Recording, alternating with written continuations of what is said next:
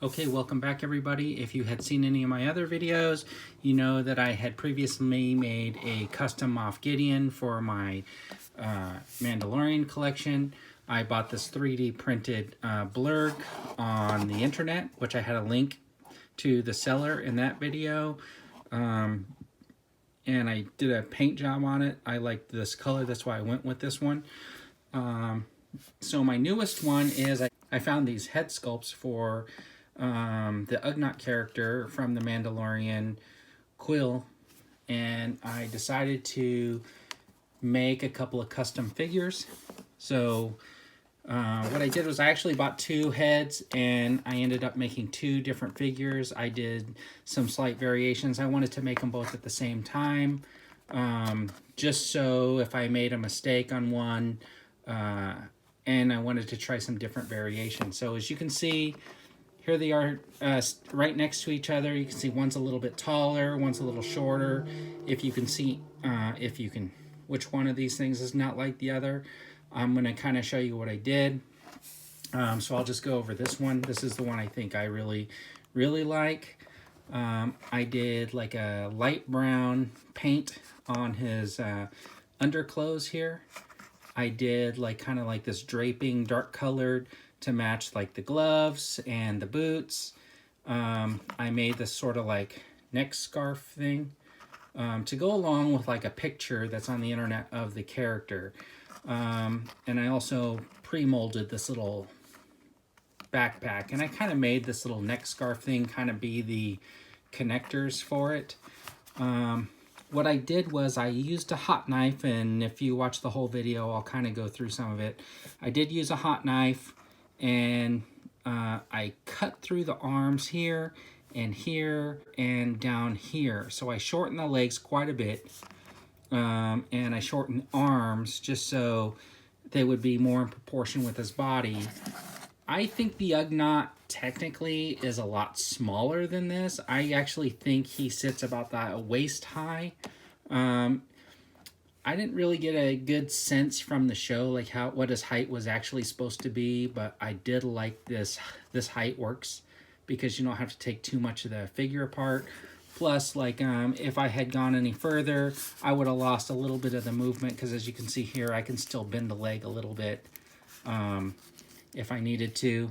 You don't want to put too much tension on it because the parts that are cut, I had to super glue back together.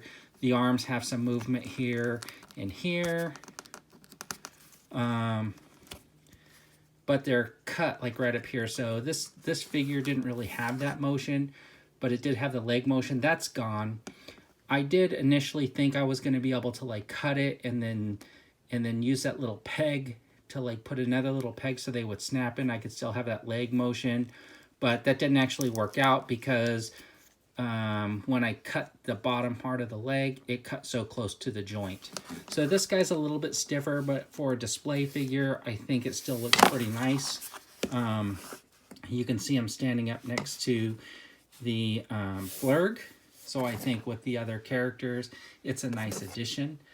This one, I did nearly exactly the same thing, except for I tried not to cut as much off here, and I don't think I shortened it quite enough here. That's why he's a little bit taller. And then I didn't cut his arms at all. So he has much more freer range of motion in the arms. And these legs do bend a little bit better because I didn't actually cut. I did not cut that close to the joint. So he actually has a little bit better range of motion, this one.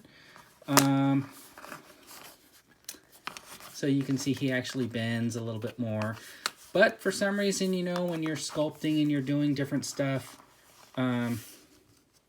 things just work out. I really like this neck piece a little bit better. It looks a little bit more natural than this one. The other thing that I did was I had to paint the face. This was a 3D print off of eBay. There's a link in the description to the person that I bought it from. And you can see his head. It's got the tilt and everything. So I did my own paint. I did like a skin flesh color. I had to repaint the neck a little bit to match. I did a little darker pink in there, and then I tried to put the white for the mustache and stuff. I didn't get good circles on my red paint, but it was fine because I have that reflective metal paint pen that I used to go around the lens piece, so it covered up some of the red. You can see some of the paint has kind of scratched a little bit, and you can see it's not like perfect like in the joints. Kind of in a little bit of a rush, I guess. So I did these two, but this one's probably going to sit because I like the height relationship. I think it looks good. You got all my figures together, got them in front of the blurg. I think it looks fantastic. Once again, thanks for watching. I hope you'll subscribe to my channel and give me a thumbs up. I really appreciate it. Thank you. Bye.